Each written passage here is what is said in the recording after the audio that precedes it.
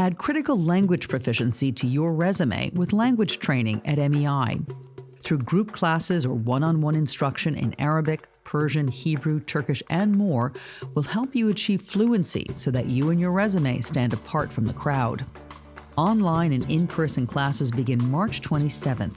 Visit mei.edu/education for a list of classes and tutoring options, or call us at 202-770-0344. From Washington, D.C., this is Middle East Focus.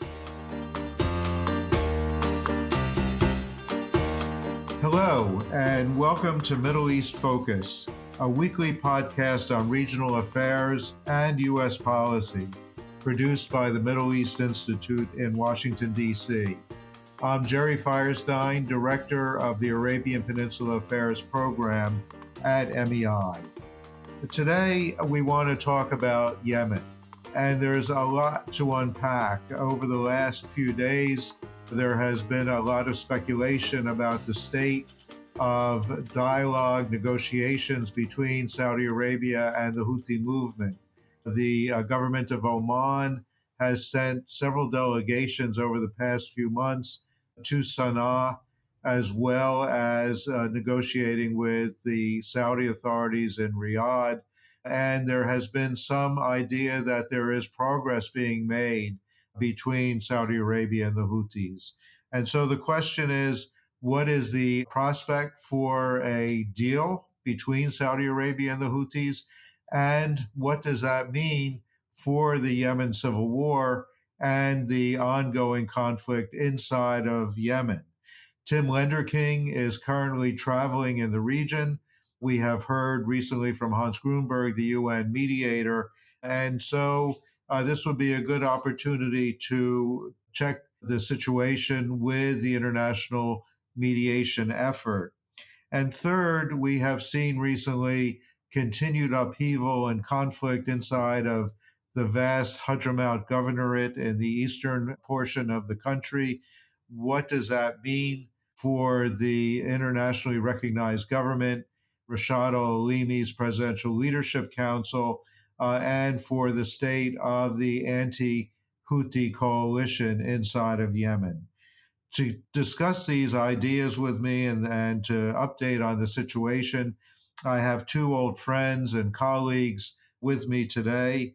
First, Fatima Abu Alasrar, an MEI non-resident scholar. Fatima previously was a senior analyst at the Arabia Foundation, was the Middle East and North Africa Director for Cure Violence, a research associate at the Arab Gulf States Institute, a Mason Fellow at the Kennedy School of Government, and an International Fellow at the Open Society Foundation. In addition, Fatima previously worked at the Yemen Embassy in Washington, D.C., as well as for USAID. And Ibrahim Jalal, also an MEI non-resident scholar.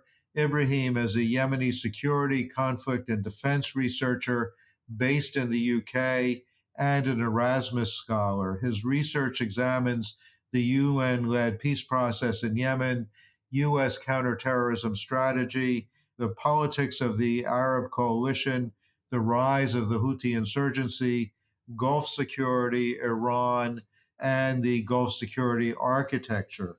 Both Fatima and Ibrahim have written extensively for the Middle East Institute as well as other publications.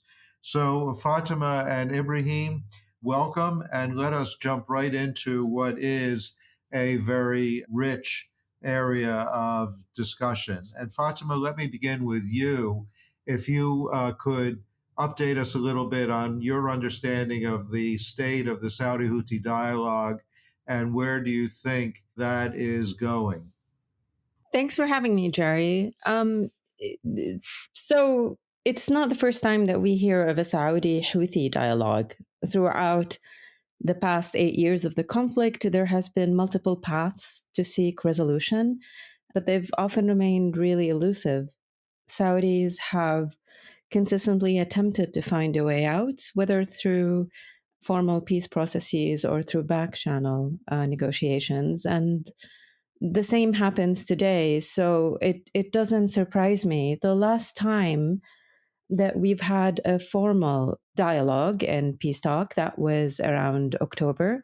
But unfortunately, it resulted in a stalemate in the political process. And the Houthis have presented maximalist decisions that have made it really difficult to move on. And their main ask was basically revenues, government revenues from the oil sector, as well as the payment of civil servants. The payment of civil servants have not necessarily been contested for a very long time. And I think there's willingness to pay civil servants, but what the Houthis are asking for is to pay them according to the current civil service registration that the Houthis have, which reflects basically payment of Houthi loyalists and Houthi militia members.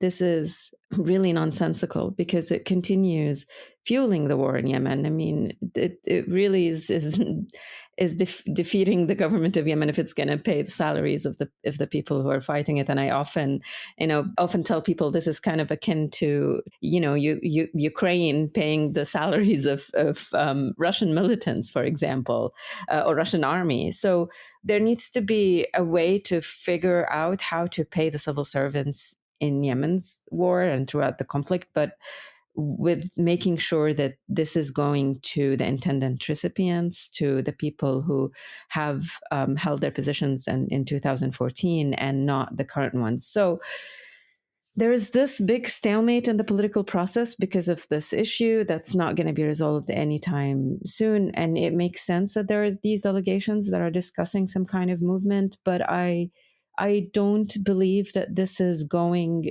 to really have an impact in the overall war in Yemen, or that there's going to be some type of a sudden Saudi and Houthi rapprochement. Because at the end of the day, any type of negotiation that would look at Yemen's peace settlement as a whole will have to involve the Yemeni government, which is currently not involved. The Presidential Leadership Council is not involved in these back channel negotiations, which makes me or leads me to believe that these are talks that are specifically designed to get an agreement between the Houthis and Saudi Arabia on the stability and security of Saudi Arabia. And it has nothing really to do with Yemen. Saudi is extremely vulnerable at this time, and especially with the vulnerability of the Islamic Republic in Iran. And there has been escalation by the Houthi leadership and warnings from Islamic Republic of Iran is that if it feels threatened, then it could strike back. And usually the Gulf has been an easy target. So I think that de-escalating at this point amid growing international pressures on the Islamic Republic of Iran, which backs the Houthis, and amid the volatility because of the lack of the movement of the political process, sounds like a sound policy option for the Saudi government. But it really doesn't mean a lot for Yemeni people who are watching this and are being extremely skeptical, thinking that, where are they in this process? And really, there's growing concern that Saudi Arabia might be sort of like trading security or trading Yemeni's national interests for its own security. And I think that's the concern for a lot of the Yemeni people now. Thanks, Fatima. And that leads me to the next question. And Ibrahim, if you could jump in. We've always believed, or at least I've always believed, that for Saudi Arabia, obviously what happens on their southern border is of maximum concern for their own national security, and that in order for the Saudis to feel as though their intervention in the Yemen civil conflict had basically brought them greater security, they needed to see a particular kind of an outcome. And Fatima has touched on some of the issues. For example, the Iranian Houthi relationship, the presence of IRGC, as well as Lebanese Hezbollah inside of Yemen, aiding and advising the Houthis. Clearly, the Houthi objective in this dialogue that they've got with the Saudis is to get Saudi Arabia out of the conflict that presumably would give them a stronger hand in order to defeat the internationally recognized government and to achieve their objective from 2014, which is basically to take control at least of northern Yemen, if not of the entire country. So, if those are still the basic principles that are revolving around this conflict, how does this Saudi Houthi dialogue play into that? And how does this end up if it does succeed? And Fatima, of course, has suggested it won't. But if it does succeed, what does that mean for not only Yemen, but also for regional security? Thank you, Ambassador Jay, and glad to be with you and Fatima today. Pretty much, or largely agree with a large bit of what Fatima already spoke about. But I think this time it really is interesting that the scope of Saudi Houthi talks have expanded beyond the traditional norms of talking about border security by establishing a buffer zone that's demilitarized, as well as tackling the issue of Houthi ballistic missile and drone capability, which have largely been developed by the Iranians, as you've rightly highlighted. On that bit in particular, there have been no clear security guarantees, and it's sort of delusional to assume that the Houthis would give the Saudis that, given the level of Iranian investment over the past actually 4 decades, just at varying levels. It remains unclear how the Saudi Houthi talks will play, but the most certain at this point is that the Saudis have been giving in more than they have been willing in the past. The general conversations that we hear mainly at the moment focus on how to get the Houthis back to the table. And the Houthi condition or list of conditions at the moment focus on reasons that led to the collapse of the truce by Houthi choice, obviously. And Fatima has highlighted the economic bit. In the past, the Saudis were not engaged in matters that relate to the economic front in a Yemeni sense, which the government now is not included in these talks, but informed of where the situation is headed. So the Houthis have told the Saudis that they're not going to engage unless their conditions are met. And these include the expansion of airport directions from Sana'a, minimizing the levels of restrictions on the flow of commercial goods, oil, but also maybe smuggled arms via Hudaida port, and of course, giving salaries to those who've not received it, mainly because the Houthis do not want to pay and want the government, or in fact, alternatively, if the government does not have the financial capability, especially in view of drone attacks targeting maritime facilities related to oil and gas storage in Hadramaut and Shabwa, then the Saudis would have to pay the bill, actually. So I believe some of the negotiations now are focusing on the how. And it's interestingly enough that the Houthis would want to actually exercise control over the disbursement of these amounts that should, to their narrative, arrive to Sana'a and be managed by them or be negotiated beyond the agreement itself in further talks. And what that would do ultimately is increase the economic capability of the group, reshuffle the local alliances, and of course mitigate the rising domestic sentiment in Houthi-held areas. So with that, incentivize the Houthis to engage in a nationwide peace process or comprehensive peace talks at a time when the PLC tries to mend some of the frictions that have been increasingly visible. I think that's a question that deserves further deliberation, that wishful thinking. And many would argue, just like Fatima did, that there are actually less incentives for the process to work the way it should, unless, of course, the talks, Saudi Houthi talks in particular, expand in a way that discusses issues that the government itself should discuss and have broader understandings, and then and we could see renewable levels of pressure that we saw in Stockholm, which of course resulted in the agreement itself, or events that happened in unprecedented ways just last year around Ramadan. Thanks, Ibrahim. And It's significant, of course, that you bring up the mention of Ramadan because it will be coming again in about a month's time or 6 weeks' time, and so the question is whether there's an opportunity for a resumption of at least the ceasefire, if not a broader political negotiation.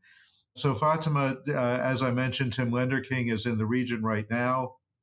State Department noted, I think yesterday, that this is the 2-year anniversary of Tim's appointment as the U.S. Special Envoy for Yemen.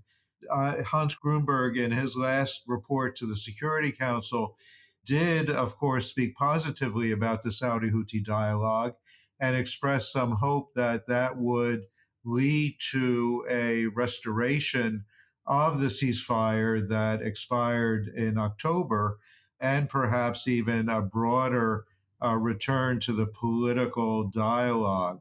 And so, what's your understanding of the state of the UN-led international mediation? We haven't heard very much about it in recent weeks or months. Is it still a live option? Where exactly is the UN at this time? It's been very clear the approach of Mr. Hans Grunberg from the very beginning is to keep things centralized with the United Nations and to essentially lead on this process. It was through his effort that the last agreement was able to take hold, and I think there is blessing for Saudi Houthi negotiations and backtalks because that all leads to a certain of de-escalation. But what is extremely important and what the UN would be mandated to do is make sure that there is a political settlement with all parties on board. And it's extremely important that the Presidential Leadership Council is on board for an agreement with the Houthis and a political settlement, as well as further Yemeni factions in the country. So again, I would still emphasize that whatever agreement that is happening between Saudi Arabia and the Houthis, it's going to be just that. It's going to be focused on the de-escalation with Saudi Arabia. But in this juncture, after 8-9 years of conflict, it's going to be extremely difficult to find a quick solution for Yemen or to find a reasonable political settlement that can come easily.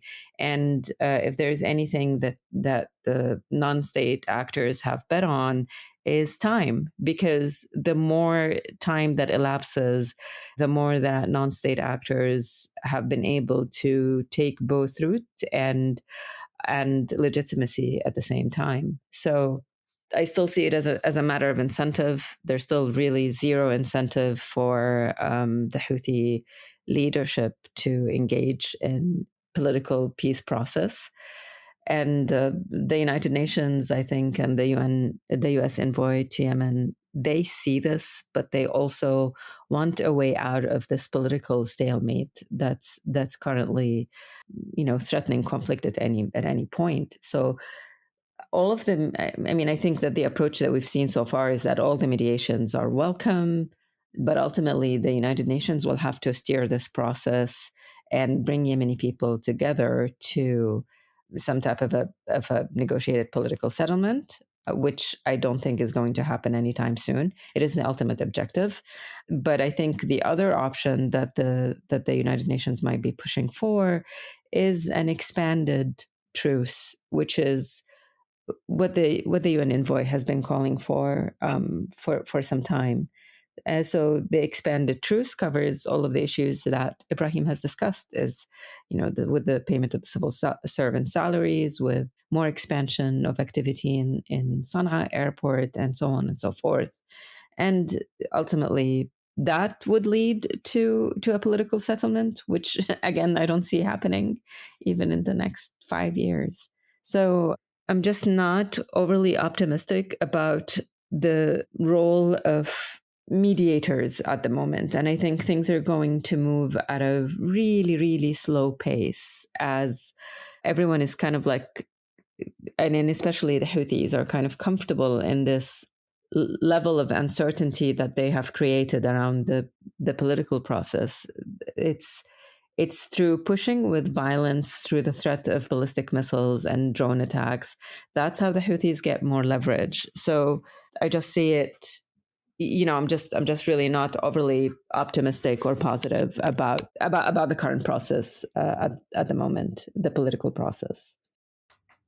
I think that's right. And of course, the question is whether the Houthis see the dialogue that they've got with the Saudis as the alternative to reaching some kind of a political arrangement with the internationally recognized government, or whether, in fact, they see this as a substitute for it.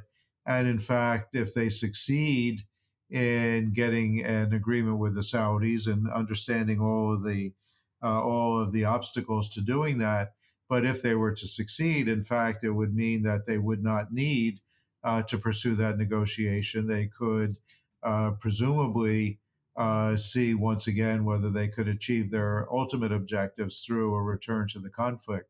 And again, it's really important to understand that throughout the past 8 years, the biggest hurdle that we've had in this political process is getting the Houthis to commit to these agreements. There has been willingness from the part of the governments of Yemen, whether it was President Hadi or the current Presidential Leadership Council. There has been willingness on the part of the Saudis to push for negotiations, to push for de-escalation. But if we see the balance, or if we see things now, Houthis are able to maintain control only through military power, and giving that up in a political negotiation process is going to strip Houthis completely of their power and influence in Yemen. I do believe that power sharing does not work with the Houthis. It's not because other Yemeni factions are not interested. It's just because the Houthis are not willing to play with them. And they're playing just a totally different game altogether. Their interests are becoming more aligned with the Islamic Republic of Iran by the minute. And their objectives and their trajectory is heading completely in a different direction than what Yemenis really need in the country. And over the past few months, we have been seeing a rising. We've just been seeing really people in the Houthi area speaking up against the Houthis, including influencers, YouTubers, people who have often, were maybe even deemed to be Houthi loyalists. And they've been speaking up against their corruption and about their relationship with Iran, and have been rounded up and imprisoned. And for them to take this risk and to speak up at this point is just really, it just shows that people are really being fed up in Yemen. And I think this might be ultimately in the interest of Houthis to kind of, engage in a political settlement and say, see, the world is ultimately recognizing us as a power, and maybe use that just temporarily to their benefit, but ultimately their eye is on the bigger prize, which is just continuing to hold Yemen without any competition by the rest of the Yemeni factions. If they can get a deal with Saudi, then that would be great, but ultimately they want to be in complete control. And I think that's an important point, and we should not lose sight of the fact that increasingly the Houthis have introduced a kind of a reign of terror in the areas of Yemen that they control, and have become increasingly oppressive and threatening to the population in those areas. Ibrahim, so that's the Houthis, and then the other big question, of course, is the internationally recognized government. And as we've discussed, I mentioned and you mentioned as well, the situation right now in terms of the anti-Houthi coalition is troubled. We've seen a rise in political and security tensions in Hadramaut between the Southern Transition Council and the Alasrar party. Otherwise, the coalition is really fraying. And so I guess the question is, Fatima said, is there going to be any progress in resolving this over the next 5 years? The question might be, can the internationally recognized government hold together for another 5 years? That's a very interesting question, Ambassador Jay. Can it hold for another 5 years? We've certainly seen within less than a year since April until February, at least three governorates with varying levels of instability. We've seen it happen in Chebwa by just a couple months after the formation of the Presidential Leadership Council. And we've seen air raids intervening, a medium level of armed clashes between different forces under the PLC. And we've seen that expand into Arabian just shortly afterwards. And in recent months, the whole center of attention or the center of gravity within the anti-Houthi bloc has been Hadramaut, given of course the oil resource there and the larger geographic representation of the areas in the east or more broadly the south. We don't have only the STC in Islah, but we have also Hadrami movements such as Mu'tamar Hadramaut al-Jami' or the tribal reference for Hadramaut tribes in Al-Wadi. And these have obviously expressed reservations over the expansion of other southern movements, most notably the STC. So it really at times jumps over the lens of STC Islah to include the very local sentiment in Hadramaut, especially if we go back in history to the memories in the 1960s and the violent clashes that took place around that time for the Hadramis themselves. So there are historical grievances that I think that the Hadramis reminisce over time. And because of this amalgam of multifaceted concerns that have geographic, political, and of course economic lenses, it can be very tricky. And the Saudis have been trying to push against the latest expansion of some forces loyal to the STC, which have established few bases here and there, to which the Hadramis or some of the Hadrami movements at least have reacted. Of course, in addition to pro-Islah military groups or tribal figures. So it really is risky to say the least, given the level of volatility. The Saudis would love to dedicate more, but if the Yemenis themselves cannot negotiate these differences within the PLC, I think the Saudis would not dedicate much more time, because the bigger elephant in the room has yet to be addressed, and that's neither of the forces within the PLC itself. They don't have the cross-border missile and drone capability that threatens the Saudi border. In fact, they're less of a concern on that front. So I'm afraid that over time, if these differences persist, the scope of Saudi Houthi talks would eventually expand and take different pace, given that the decision, at least, of pullout from in a military sense from Yemen was taken at least in 2020 following the Emirati drawdown. So it would affect the pace and the scope of negotiations, arguably. And the latest development that took place just earlier this week, when the president of the Leadership Council returned to aid and established Homeland Defense Forces, which is an independent force acting as a reserve under the chief commander of the armed forces, is an interesting development, given that he's one of the few that do not have an armed group or movements that are disruptive enough with loyalty to him, and that has raised the level of alarm for actors that control the security landscape in Aden and around, that some actually fear that this would lead to an escalation. So it would be necessary to watch carefully these developments and how they reflect from Aden to Hadramaut.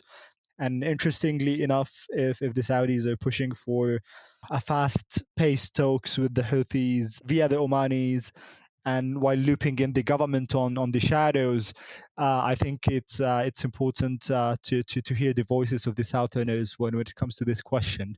They say that if Northerners do not, accept, or wouldn't at least, or would assist, a Houthi role in that territory, should they actually be part of that formula? And that's really one of the interesting questions that worth examination, given the level of fragmentation and little cantons spread over the country. So there are actually more challenges to watch within 2023 at the military level, but also the political diplomatic that's happening on the sideline, and how these influence affect each other, and to what extent regional actors in specific are pushing for a certain direction. So it remains unclear how the United Arab Emirates feels about Houthi-Saudi talks at the moment. And that's also another thing to evaluate within these very volatile landscape that could really change in a few months. I think that's all exactly right, Ibrahim, and of course we didn't really touch on the Emiratis at all. But interesting to note that the one place where the Emirates are still active is in Hadramaut, where they're pursuing a counterterrorism strategy there. So that's a whole nother angle to explore. But I think you summed it up quite correctly that 2023 is shaping up to be a year of some turmoil in the Yemen file, both on the political and the security, and as well on the economic. And another issue we didn't touch on, of course, is the continuing impact on humanitarian conditions inside of the country. So, a lot that is going to require close observation and hopefully further opportunities to discuss over the coming months. But I'm afraid that that's all the time that we have this week. I want to thank again my colleagues and friends, Fatima Abu Alasrar and Ibrahim Jalal, for spending this time with us.